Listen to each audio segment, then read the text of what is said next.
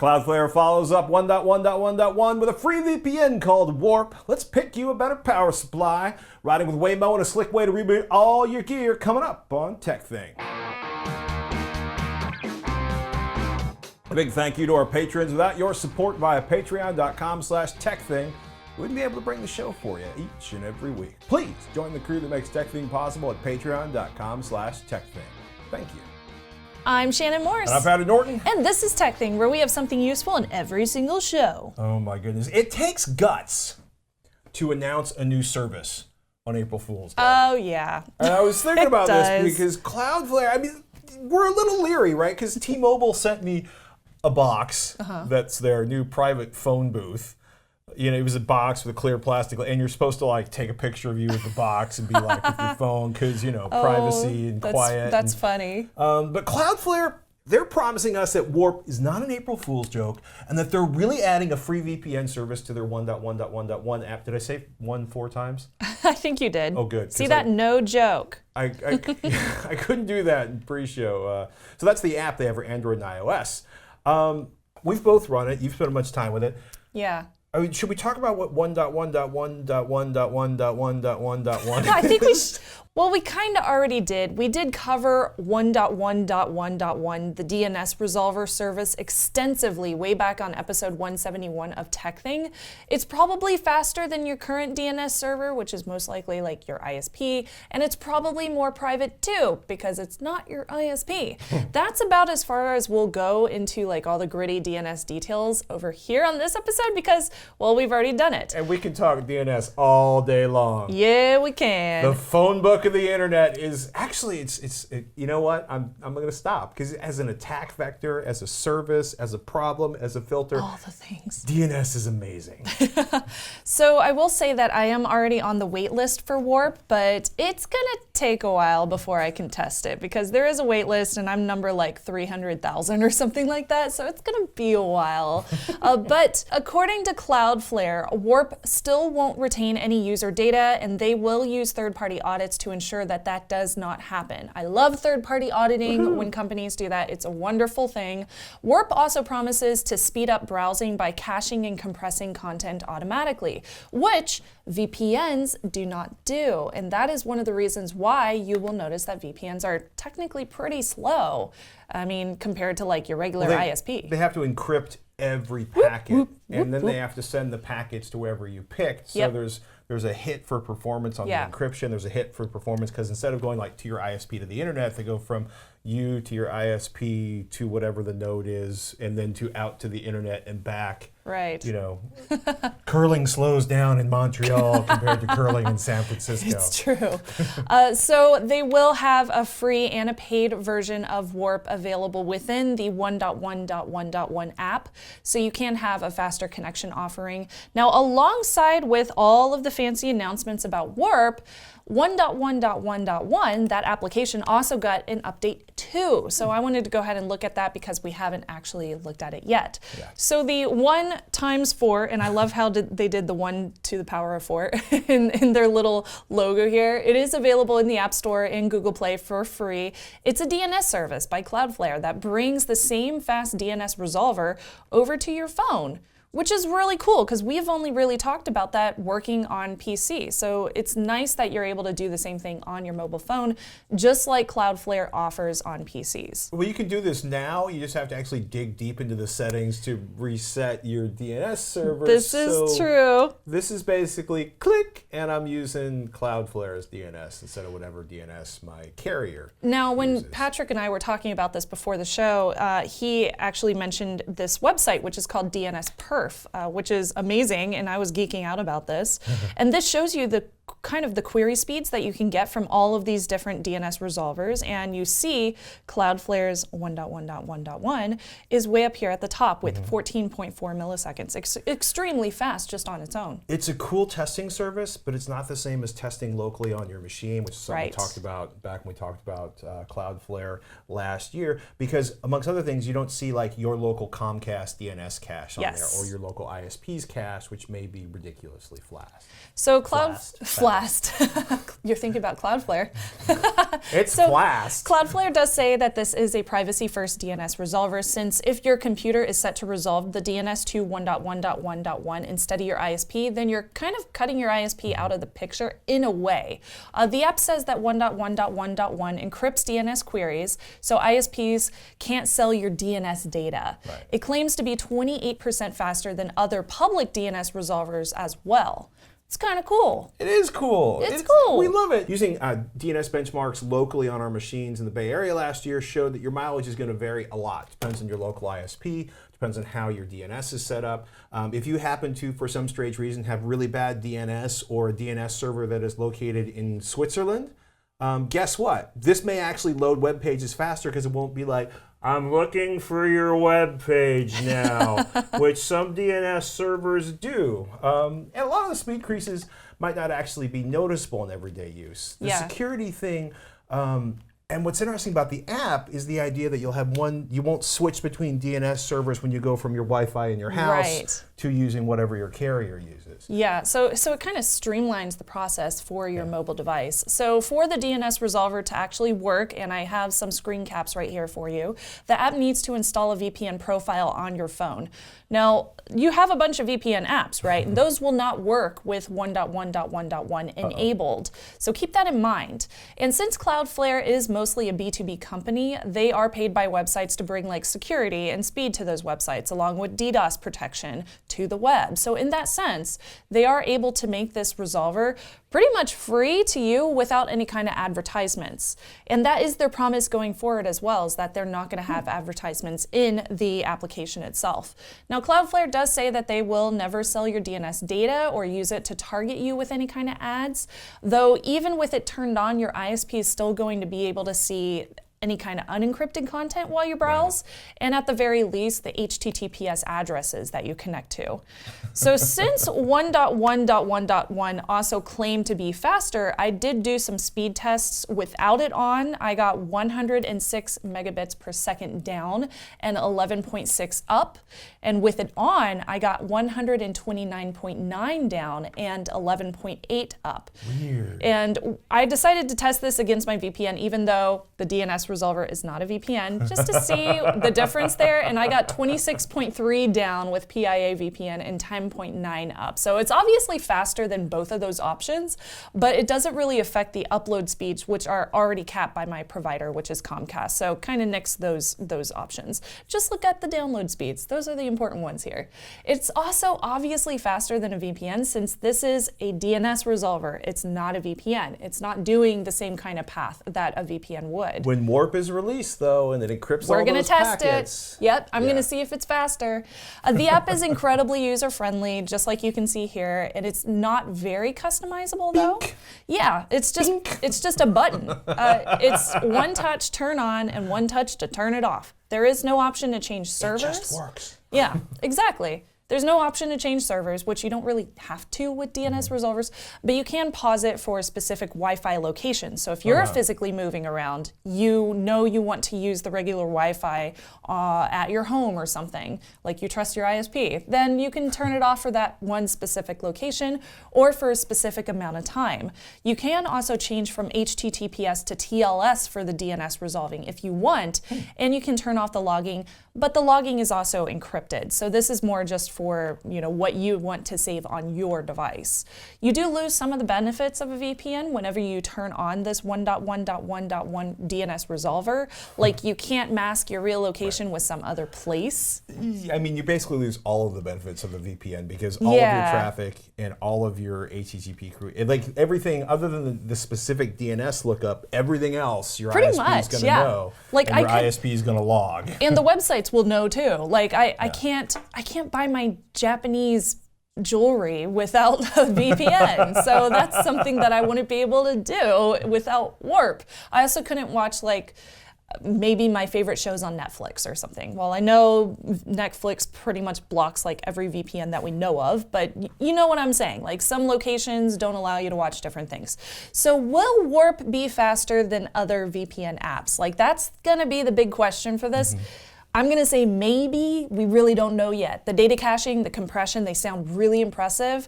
We will find out when it's available. I fully intend to do speed tests on this because a free VPN from Cloudflare sounds very, very fun. We may have to do an actual physical test where it runs individual websites loading and browsing. Oh, because yeah. a speed test is going to be limited to actual data transmissions between an UCLA server and, or speed of me or whatever your favorite speed test is.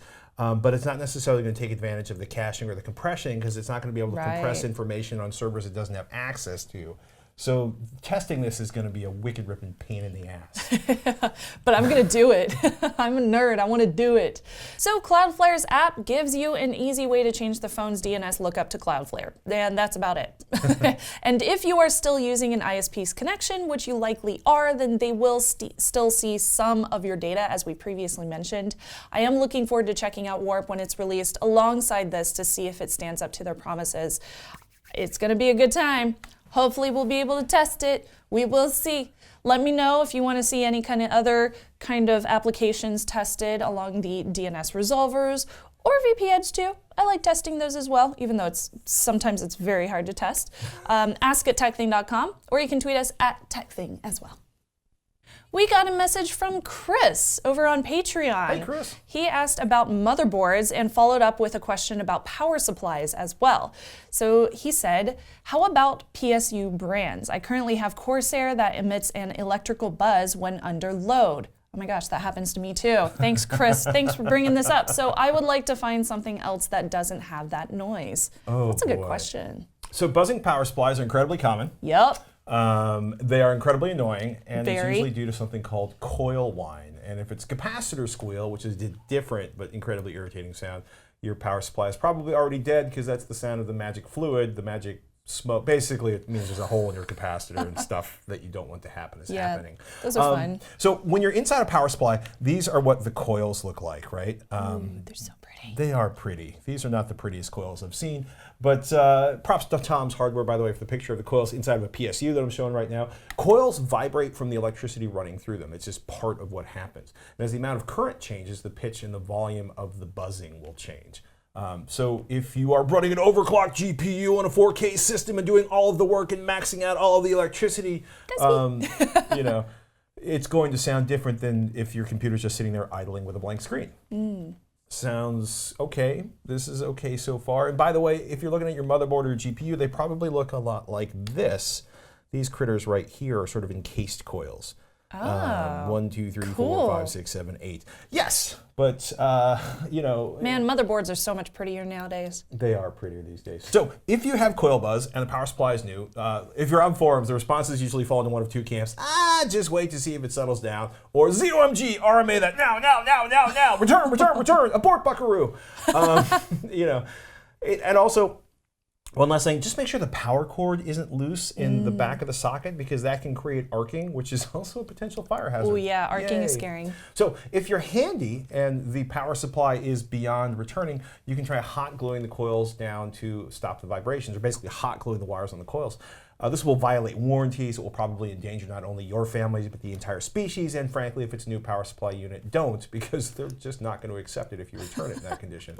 If it only happens when you're gaming, you could be like, oh, I could cap VSync, or you could try to throttle power consumption some other way. So the buzzing, like you hit a particular frequency sometimes and the buzz is much worse. Yeah. This kind of drives me nuts as an option because what's the point of having a machine if you can't run it at full blast? Which brings me to power supply recommendations. My goal is to never buy any power supply with less than a 10-year warranty if I can spare the cash. Not because I think I'll be using it in 10 years, but although it probably will be, but because the components are usually much beefier, more thermal resistant anyway on gear with a longer warranty. And it's kind of crazy. HardOCP did this excellent, by the way, HardOCP, you'll be missed. This excellent series of retests of 10-year-old power supply units. This is really awesome. Paul Johnson did these. It's one of the last things I guess Kyle edited before they take HardOCP down. But it's really cool to see them looking and benchmarking power supplies that have been used for a decade. Some of them actually, for example, that Seasonic X750 are still holding their specs that they held 10 years ago. I mean, go read them before Kyle mothballs hardocp.com. And seriously, a big shout out to them for all the work they've done over the years. If you're looking for a new power supply, though, Seasonic is traditionally, consistently one of the highest rated brands out there. That X series I just mentioned, they still actually sell a variation on that. It's like $91.91 for the 650 watt version. The Focus series from Seasonic also comes to mind.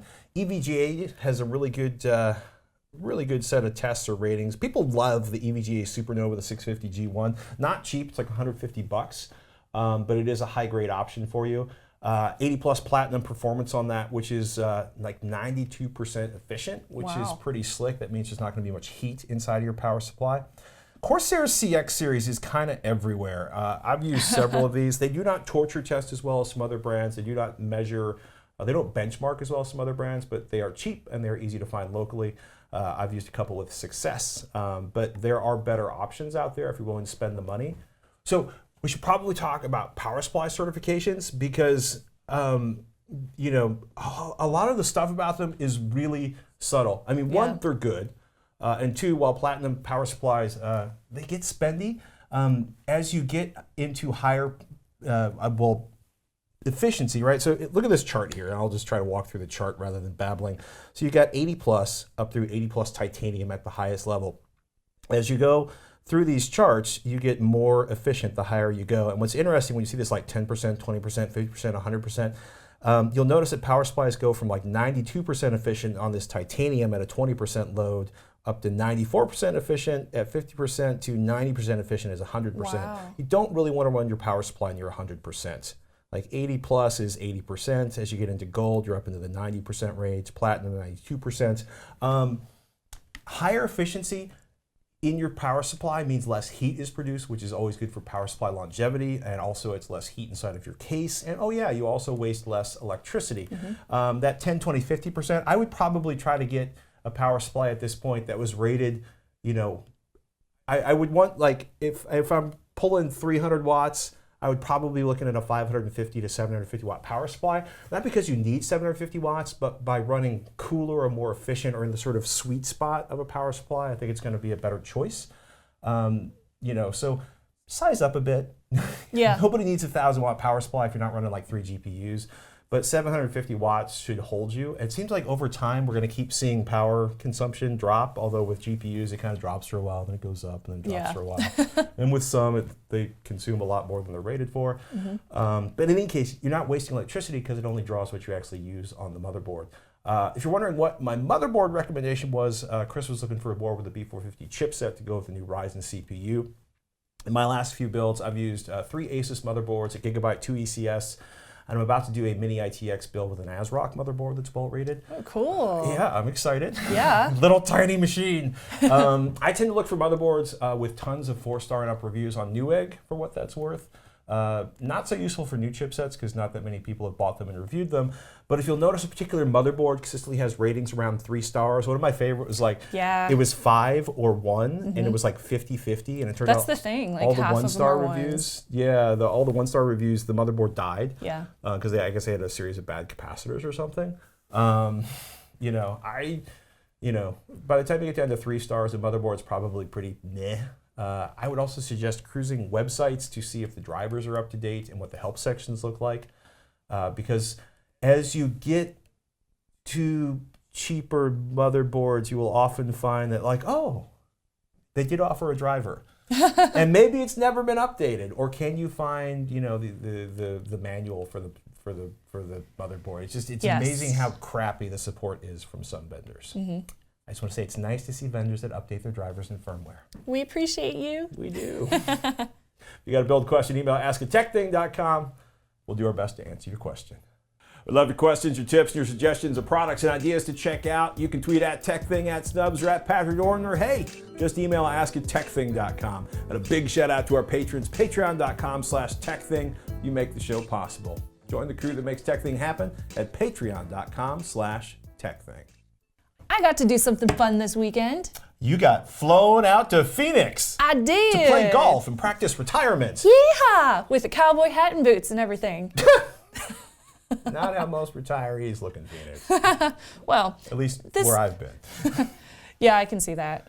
No, I'm thinking Del Webb. I'm all down with the cowboy bars, but like Del Webb, it's casual, a lot of golf course. So this weekend, I actually did fly out there. I got a chance to see and experience the Waymo self-driving cars in action during a brand ambassador trip to Phoenix, Arizona. So I guess I'm officially a Waymo ambassador, which is kind of cool. Did you get a passport with that? No, unfortunately. That would be really dope though if Did they you were get a just car? like, no.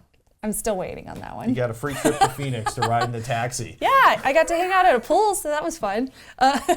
They flew me out there along with some other creators, not only from the tech genre, but also a bunch of other ones to like kind of promote the lifestyle appeal of self-driving, to see what Waymo is doing and how they're working on being the front runner on kind of normalizing self-driving vehicles, as opposed to this just being something that like scares the crap out of everybody.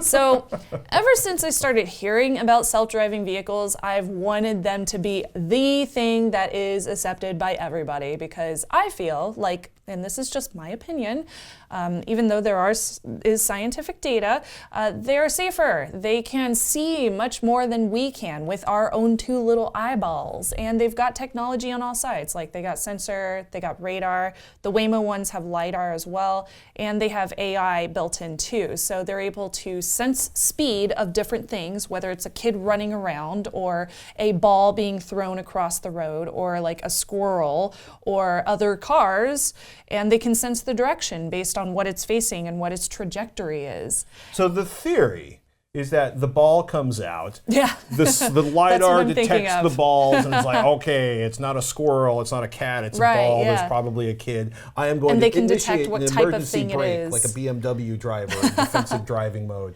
Yeah. Right? But it also depends on how it's programmed. Right.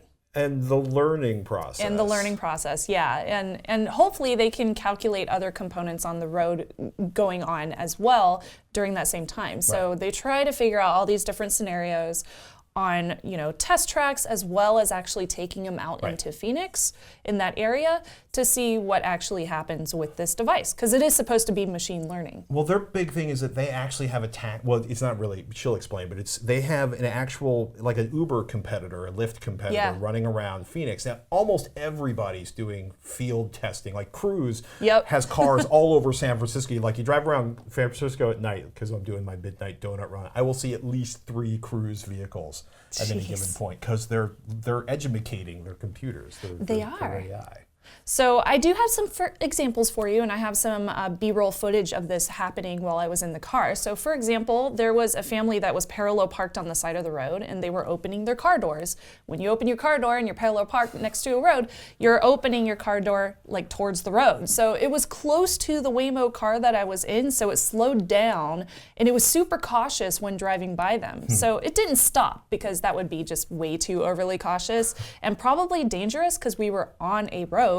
But it even moved the wheel slightly just so that they would have more room to get out of the car and step around it, which was kind of cool. So you're in like a Chrysler minivanish kind of thing. Yeah, it's a minivan.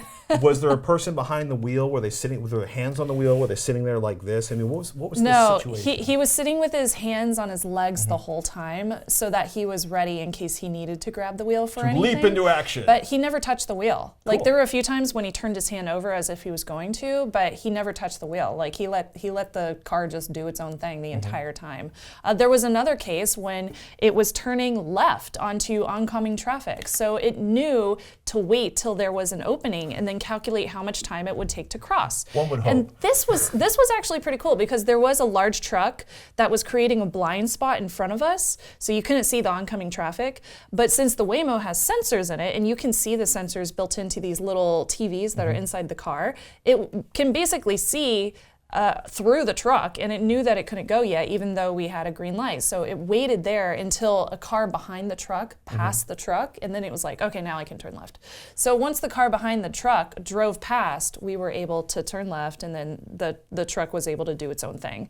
So unlike me, it actually slowed down, for example, when it was going over speed bumps. Totally optional. It took those a lot more cautiously than what I do. I'm just like, wee! Well, if you have $1 zillion in sensors. You probably don't want to jostle them. I also brought up security because I am all about security and privacy, and Waymo is using Google services for their security, like Google servers and Google technicians and stuff like that. We were told that the car does not require any cloud connection to work in day-to-day drives, which is really cool. So everything is built right into it.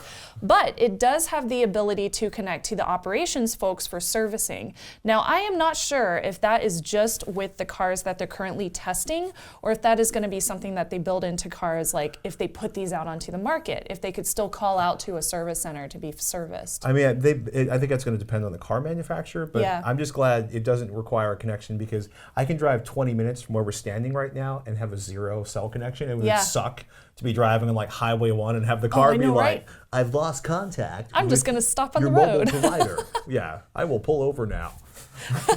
There was another creator that was there who brought up the trolley problem. That's what I call it, because I watched The Good Place and that show is so good. Chidi is awesome.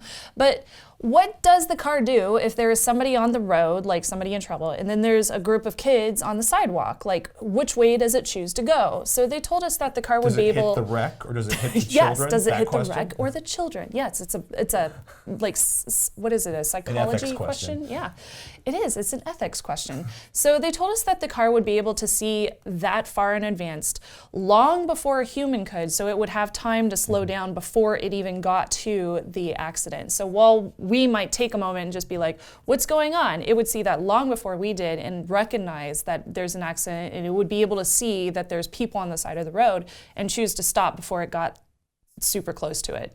The same thing with the kid's ball question. Like if a ball rolls onto the road and a kid chases after it, it has LiDAR and other sensors. So it could see a kid on the side of the road, even if there's like a bunch of cars or a bunch of trees or something blocking your view, it can still sense that all of those things are over there and detect the speed and trajectory and direction of the kid.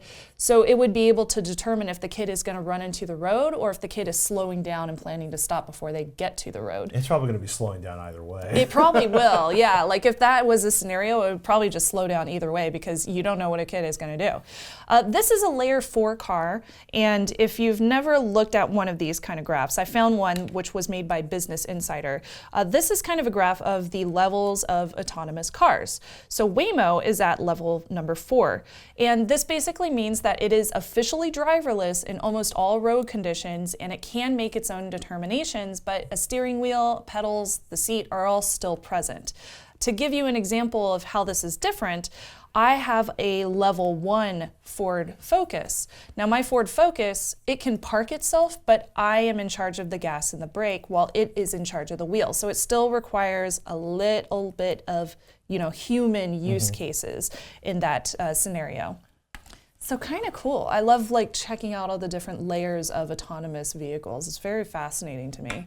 Waymo is working with a bunch of local early riders in this program that get feedback, and they get more hours on the road so that they can test for all sorts of different kinds of conditions. They're not just running them in deserts because, deserts don't change that much, but they're also working with them in Michigan and snow and ice and stuff. I think Waymo is testing in 25 different locations at this point. The early rider program has 400 people in it, and they use it as an alternative to Uber or Lyft, essentially. Yeah, it's actually kind of cool. Apparently thousands of people applied for this service, and they only accepted a few hundred. Early riders, they're using this thing that equates to, exactly like you said, ride-hailing services, but this one is called Waymo One.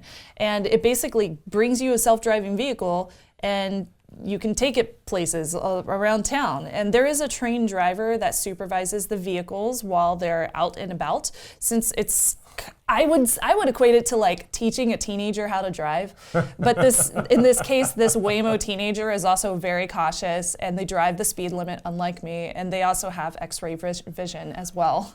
As someone who drives in the Bay Area and who learned how to drive in some really intense parts of New Jersey, I want to officially say teenagers are often much more cautious than the adults in the Bay Area, and understanding using turn signals, that is true. stopping at stop signs, and having any reasonable relationship to the speed limit, especially when it's raining, or a safe and prudent speed, Good are point. all things that many people of many ages here in the Bay Area absolutely suck at. Yes, I can absolutely agree with that. And I'm from the Midwest, and it took forever to get anywhere, so everybody just speeds, which is terrible, and you should not do that. So, what's your take on self-driving vehicles? First of all, no comment on speeding. It was how I was raised. Okay, it's interesting to look at this stuff, right? The two leaders right now are Waymo and Cruise. And I think autonomous vehicles are coming. Yeah. Without congressional legislation banning them, I think autonomous vehicles are coming. If for no other reason than truck driving firms want to, like, the number one cost is diesel and the number two cost is drivers. And if trucking concerns can eliminate drivers, they will save unbelievable amounts of money that'll eliminate like 1 million jobs in the United States. That's really something that will shake up like a huge industry. It'll destroy a lot of lives, actually. Yeah. I mean, my uncles. Yeah, and a lot. I mean, literally, it's like 1 million people doing long distance truck driving, right? So, I am torn because I think it's going to be a lot of upheaval. I think ultimately it will be safer, and I think, but getting there, I think is going to be really problematic. There also, I want to say, like Waymo's. The rumors, like they're completely unsubstantiated rumors that they're thinking about doing an IPO this year, that they have a ridiculously large valuation, that they want to raise additional money. Google can afford to keep funneling money into Waymo, but like I think Uber was spending like $20 million a month on their self-driving system. Wow. It's like that may be wrong, but it's expensive to This have is the all rumor these mill, cars. this part. Yeah, this is the rumor mill. What's not a rumor is that, so LiDAR is not infallible. It is light. Light gets, refracted. Right. The range of them decreases, if there is snow, if there is rain, if there is fog, the range of the LiDAR becomes less. There has been, again, it's probably really tough to be like, imagine if you in your hometown suddenly had dozens of these autonomous vehicles, probably all going to the supermarket or places that you go regularly, and the car's like, I'm figuring this out, which is actually a lot like watching a 16-year-old with a permit. But if you're behind that car and you just want to drop your kid off at school or get to work on time, there have been a lot of complaints from residents in Phoenix that they're like, these cars are driving us crazy, right? So I'm really, really curious to see how it works out and how long it takes, because it's either like this far away or it's going to be one of those things where they're, Yeah. It always seems to be on the cusp. It's fascinating, yeah, and I feel like it's a few years away, just like especially the cautiousness of the cars and how they interact with things, but they're getting a lot smoother. They're getting a lot more natural with the more that they learn. I mean, I was at the first DARPA challenge, which it's funny because one of the founders of Waymo, his car, the team he worked on, their car came in at second place at the second DARPA challenge, and it's been incredible because those cars were awkward as hell. They were using comparatively primitive sensor systems and relatively limited computing power, and under an incredibly short deadline by comparison. So having seen like stage one, like cars that would they left the starting line and then like panicked, or cars that actually made it. What a lot of people didn't realize is the car that was in the lead, the car everybody thought was going to run the first DARPA challenge, got stuck on a rock, high-centered itself, and then prevented all of the other vehicles from behind it from moving forward until they could tow it out, which created problems for all the vehicles because they didn't expect to stop moving for hours. But it's been really advanced for a long time. But I think they know if they make a mistake, people are going to freak out. Yeah. Just the way they freaked out against looms in England during the Industrial Revolution, the way people are freaking out about phones taking over their lives now. But I think they're afraid that if there's one mistake, it's going to kill the industry. Yeah. And so they want to make sure it's really, really, really, really, really, really, really, really good. Yeah. They're taking their time. Yeah. I mean, California has amazing specs. Like they're at this point, Waymo, because California tracks all the miles driven in California. So Waymo has, I think, an average of 11,000 miles between driver, there's a word for it, but basically when the driver goes, ah, and grabs the wheel. And Cruise is, I want to say, second with about 5,200, a little over 5,000 miles. They did give me the number. I'll toss it up here so you can see it, because I was able to see the numbers that they showed us during the Waymo. Because I'll be honest with you, I don't go 11,000 miles without wanting to be like, ah, but I'm also driving on some of the worst roads in Northern California on an almost daily basis. Good point. So perhaps I should drive more like a machine. Well, I'm very excited about it. I love self-driving vehicles. Maybe it's because I used to deliver pizza, but I'm just like, I am ready for them to take over the world and just take me places. I love driving, but the idea of being like, drive to Salt Lake City and having the car drive to Salt Lake City or to Zion or so to, cool. Lake Tahoe to go skiing and being like playing, videos in the back. I'm down with that. I am too. I'm totally down with that. So would you take a ride in a self-driving car? Do you want them to become the thing? I know I would. We all know that. But let me know in the comments below. I think this is a really, really interesting subject. Ask@TekThing.com as well if you want to email your thoughts to us, or you can tweet us at TekThing. Last week we talked about Samsung's built-in tool to automatically reboot your phone, and both of us actually wanted that for our cable modem / ISP box set. Yep. In response, @RoughlyAndrew tweets, on the podcast you discuss periodically restarting devices. There are some devices to help, including the Kasa Power Strip and the 3G Store Switch. The latter pings regularly and restarts the cable modem if the net connection is lost. Andrew, you just saved the day. You're awesome, Andrew. So, it's funny, I saw this, I want to say at CES, and meant to pick one up. This is the Kasa Smart Wi-Fi Power Strip. It's by TP-Link. They have 6 I have one of those light bulbs. and 2 outlet versions. That sells for $80 for the 6 outlet version, which is a little more expensive than, say, a Belkin Waymo wall outlet, but there are 6 outlets and they're individually controllable, which is that's pretty cool. pretty slick. And the 3G Store Remote Power IP Switch, which you've probably never heard of, but it's been around for a while, and people seem to think quite good of it. About 4 stars and 115 ratings on that. I totally forgot devices like power strip devices that could automatically restart existed. So I didn't even know they existed, so thank you. I haven't used one in like 9 years. I'm like, oh, not cheap, right? Because like the 3G store is $99, but it's cool. It'll basically be like, the IP is gone. That is so cool. I will restart the thing. I love that, yeah. I really want one for my modem now. I just want something that will restart it every 24. I guess I could get one of those terrible. Remember, ever see the timers with the little dial on them? They're like, oh, geez, yes. They're a little mechanical. Oh my goodness. Hey, I did want to mention a big thank you to Hack5 for the studio space. Make sure to check out the Security and Privacy podcast over at hak5.org, which I too am a part of. Then head over to hack5.org/gear and check out the Plunder Bug. It's a pocket-sized LAN tap that lets you bug Ethernet connections with USB-C convenience. So pretty cool, brand new device. It's cross-platform, has a bunch of scripts that you can use with it. Also has an Android root app, so you can use it with your Android device. It's a smart network sniffer that enables passive recording or active scanning too. So this is excellent for anybody who's really interested in InfoSec, and you can go check it out over at hak5.org. Thank you so much, Hack5, for letting us use the studio space. Thank you. And remember, ladies and gentlemen, once in a while, put away the phone, step away from the screen, close the laptop, and do something analog. Or semi-analog, like Evan. His dad just found a pile of, quote, original reel-to-reel recordings of things like his wedding and other family things from before video. Whoa. No idea what to do to digitize. Is there a service? I mean, first of all, look at those tapes. I'm having mad flashbacks to the Class A audio booth at CES. So cool. There are many. It's funny. There's been rumors that there's a big sort of reel-to-reel revival coming in the audio community, which is not happening, but fun to watch.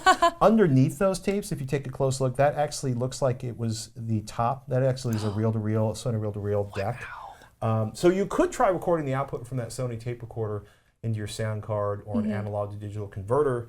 I have a lot of miles on a Focusrite 2i2, which is not too expensive and available at any Guitar Center, which are pretty much everywhere in the United States. Memories Renewed is one of the companies, and there are a lot of these that offer reel-to-reel to CD digitizing. In fact, look at this. They've got mini cassettes, micro cassettes, vinyl records, compact cassettes. Wow. And another one out there, Legacy Box, will convert, for example, your reel-to-reel tapes into CDs, which are much easier to access if you don't have a reel-to-reel tape recorder. You had like 9 million negatives scanned by Memory Renewed. Over 3,000. Whoa. Yeah. Happy with them? Oh yeah, Absolutely. Yeah, I'm still happy. I mean, it took them several months. I think it was 6 months total for them to get through the entire project, but it was also 3,000 photos because they were pretty backed up. They're a small company in the Midwest. They are a little bit pricier than others, but they also clean up each and every photo manually, so you end up with a better than expected results. That's cool. 100% recommend them if you can afford it. I think it was like 90 cents per negative or something for 35 millimeter. Then I would absolutely use them. Yeah, I would use them again. In fact, I'm going to when I can get the rest of the negatives from my mom. Pry them from underneath mom's bed. True, yeah. And we understand that photos aren't reel to reel, but the idea is that there are companies out there that have a really good reputation. They care. My mom just found some videos of me when I was 5 years old, and I should definitely get those digitized. Just keep them off the web. Yeah, well, I don't know. It's pretty cute. Uh-oh. Little 5-year-old snubs. Did you have your cartoon voice still? Yeah, basically. Yeah. I'm Patty Jordan. I'm Shannon Morse. We'll see you next week on TekThing.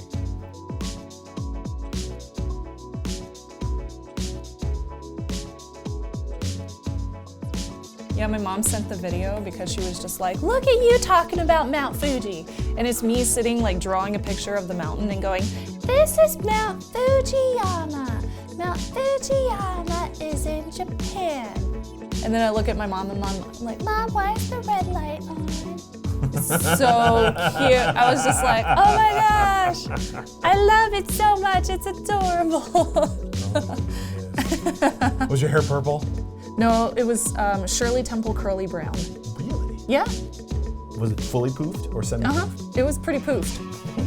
I'll show you the video. It's like super low quality because she sent it to me like over her iPhone text messaging. But she recorded it. It's her iPhone. It just when it comes over on Signal, the compression is just terrible. Oh, she like recorded it playing on the wall with your. Yeah. She was. Yeah, she still has the old tape recorder. Camera. She still has the old tape recorder, and it goes like composite in or whatever, and she just plugs it into the TV. The joy of VCR. It was so cute. I was like, what in the world?